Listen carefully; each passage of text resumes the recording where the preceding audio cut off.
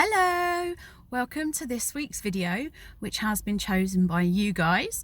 Thank you so much for voting in the poll. It's always good to know that I'm making videos that you guys really want to watch. So this week's video is about choosing the right social circle for you.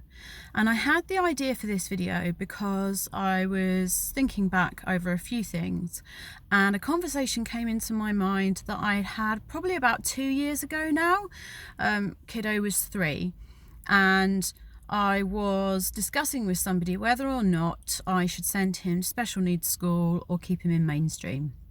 And the response was, well, you don't want them to just mix with children with additional needs. You don't want him to just mix with children who are autistic because he won't learn. Now, that comment was made with the best of intentions. There was nothing malicious in it at all. And at the time, I was still quite new to all of this and I was quite naive. And I had to really think about why that statement didn't sit comfortably with me. And in order to do that, I thought about all the friendships that I'd had and all the ones that I still had, because they changed a lot over those few years when Kiddo was between the age of 1 and 3. My friendships were very up and down. They changed a lot. And I looked at the ones who had stayed for the ride, and they all had something in common over the ones that had perhaps disappeared a bit or taken a step into the background. And that was, they made me feel really good about myself as a parent to my son.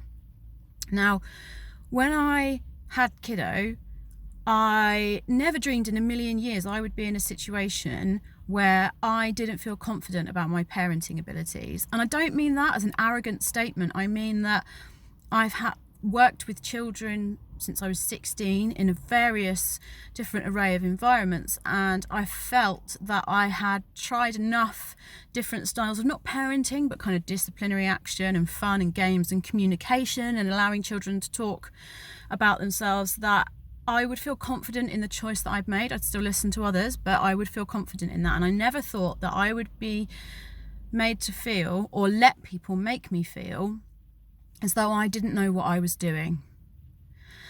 And those were the people who were slipping away from me because they didn't understand autism and they didn't understand sensory processing or ADHD.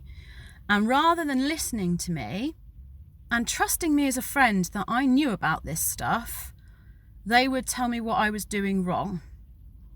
And that had a huge impact on my ability to parent my child. I was anxious, he fed off my anxiety, and as such, then didn't display the behaviours that many families would desire to see on a play date from a child. So I went back to this question and I thought, has that got anything to do with whether or not the children of those parents are neurotypical or autistic? Had absolutely nothing to do with it, because you see, the children of the parents who supported me took the time to explain autism to their children, and whether they were neurotypical or not, they accepted Kiddo for exactly who he was.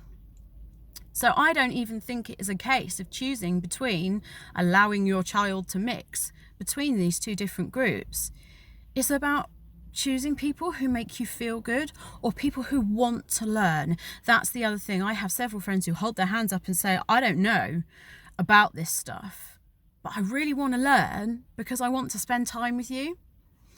So that had in turn a big impact on my decision to send Kiddo to special school, because then I thought, well, it doesn't matter if he's not mixing with neurotypical children at school.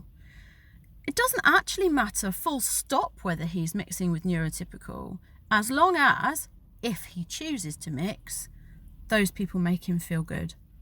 And it's not the first time I've heard somebody say, you mustn't let an autistic child only mix with children who are autistic because they'll never learn, or, they'll feed off behaviours and copy examples and things. It's not necessarily about that. Certainly outside of school, it's not about that. It's about being with people who make you feel good. And I say this and I emphasise this point because I bet you anything there are masses of you watching this right now and following my blog page who really don't feel good when they socialise, who feel under pressure, who don't feel they can allow their child to be who they want to be. And you ask anybody, we've all been there, we've all succumbed to this neurotypical pressure that we should all behave in a certain way.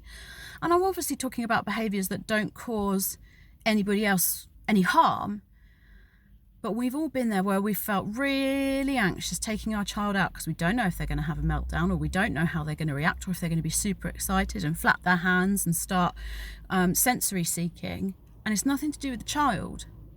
And it's nothing to do with the other children that are around, because children are wonderful. They'll listen, they'll learn. Adults are another matter entirely. It is all about being open-minded. So when you're choosing your social circle, that is the only thing I would suggest that you take into account.